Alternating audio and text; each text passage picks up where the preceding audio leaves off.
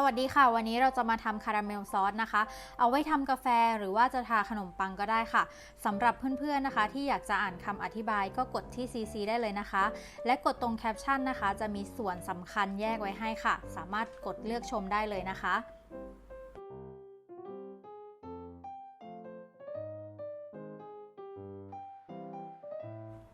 วัตถุดิบที่จะต้องเตรียมนะคะก็จะมีน้ำตาลทรายค่ะเราใช้เป็นน้ำตาลทรายขาวนะคะปริมาณ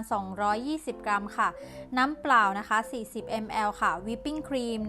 120 ml นะคะและเนยค่ะเราจะใช้60 ml ค่ะกลิ่นวานิลา10 ml ค่ะเดี๋ยวเราจะมาเริ่มทำกันเลยนะคะเราจะใช้น้ำเปล่านะคะเทลงไปก่อนในกระทะแบบนี้เลยค่ะ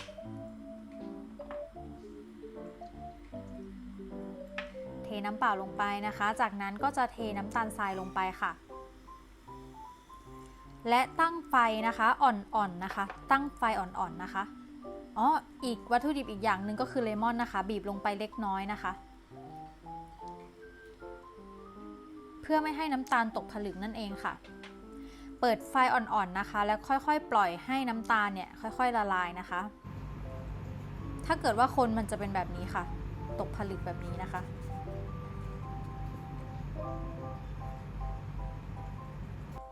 เพราะฉะนั้นเนี่ยก็ปล่อยให้น้องค่อยๆละลายไปค่ะเราก็ใจเย็นๆกับมันนะคะขั้นตอนนี้จะต้องใจเย็นๆกับน้ำตาลนะคะปล่อยให้เขาค่อยๆละลายค่ะ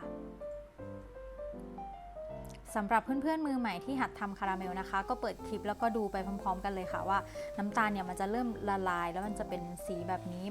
นะคะเราจำเป็นจะต้องเคี่ยวน้ำตาลนะคะให้ออกเป็นสีน้ำตาลก่อนค่ะเพราะว่าถ้าเกิดเราไม่เคี่ยวนะคะมันก็จะออกมาเป็นผลลัพธ์แบบนี้นะคะนี่ค่ะมันก็จะไม่ออกสีที่เป็นคาราเมลนั่นเอง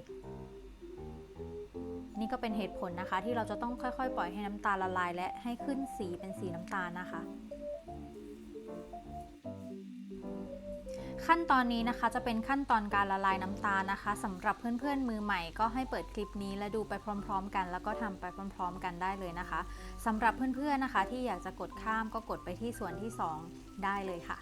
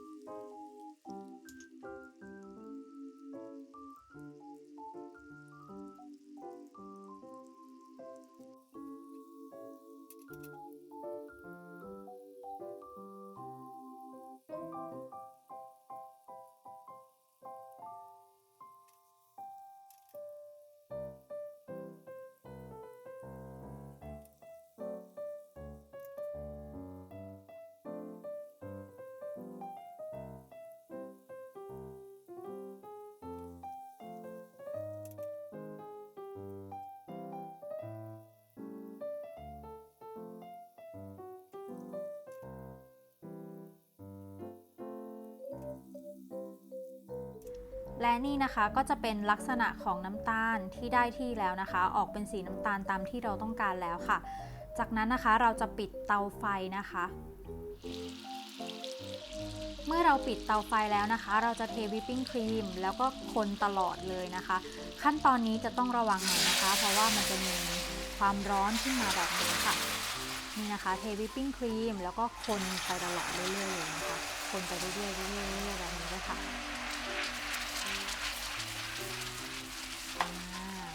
น้ำตาลก็จะมีควันๆออกมาแบบนี้นะคะให้ระวังด้วยนะจากนั้นนะคะก็เติมกลิ่นวานิลาลงไปค่ะแล้วก็คนแบบนี้นะคะตามด้วยเนยนะคะ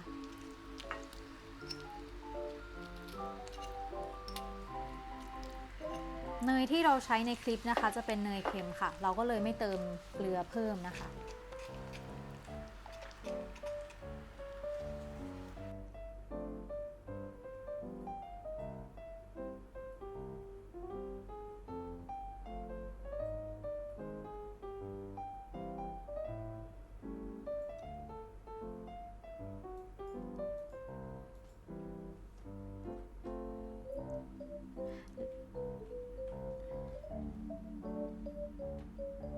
นี่นะคะเนยก็จะเริ่มละลายแบบนี้นะคะ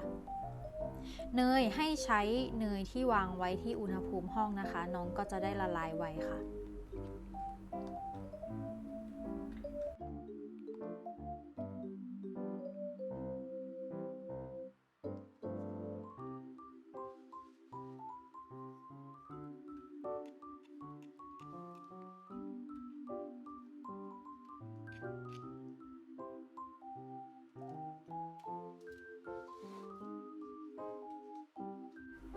จากนั้นนะคะเราก็จะเก็บในโหลแก้วแบบนี้ค่ะพักคาราเมลให้เย็นแล้วก็เก็บในโหลแก้วแบบนี้นะคะคาราเมลของเราก็จะพร้อมสำหรับไปทำเมนูกาแฟหรือว่าทาขนมปังอื่นๆที่เราอยากจะทำค่ะใน EP ต่อไปนะคะเราก็จะมาทำเมนูที่ทำจากคาราเมลตัวนี้กันค่ะฝากกดติดตามไว้ด้วยนะจะได้ไม่พลาดวิดีโอดีๆค่ะเสร็จแล้วค่ะไซรัปคาราเมลค่ะ